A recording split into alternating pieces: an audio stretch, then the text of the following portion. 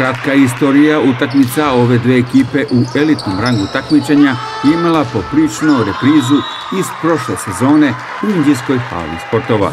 Pred oko 150 gledalaca je viđena zanimljiva odbojka u kojoj su prisutni u hali mogli da uživaju. Prvi set domaće odbojkašice dobijaju baš kao i godinu dana ranije. Rezultatski glatko 25:19, a uglavnom su imale Inđinčanke po 6 poena prednosti. Prvi set je otišao u džep domaćeg tima, a onda rezultatski preokret.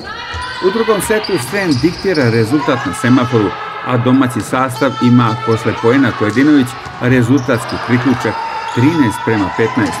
Tu nastupa neshvatljiv pad koncentracije u igri domaćeg tima, a gošće pojačavaju tempo i brzo rešavaju taj period igre sa 16:25.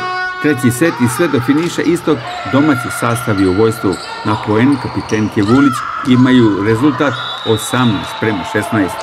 Istorija neznanja da privedu dobijenu se ponovila i u ovom meču. Ta igra je bila prepoznatljiva, crta Inđije, a Srem je obilato koristi. Čak 3 vezana poena Đorđevićke i rezultat je bio 23:25. Četvrti, a ispostavilo se i posljednji set, dobija Srem sa 19:25.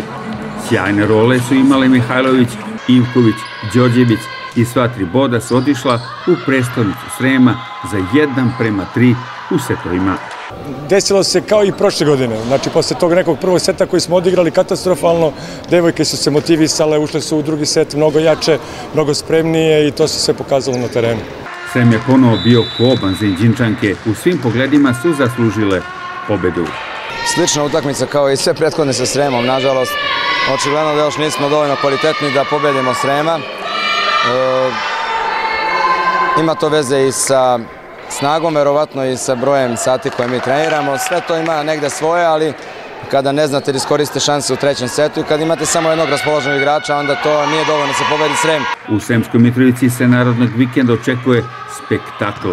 Stiže tim Tenta, dok će Inđija na derbi začelja u Zrenjanin.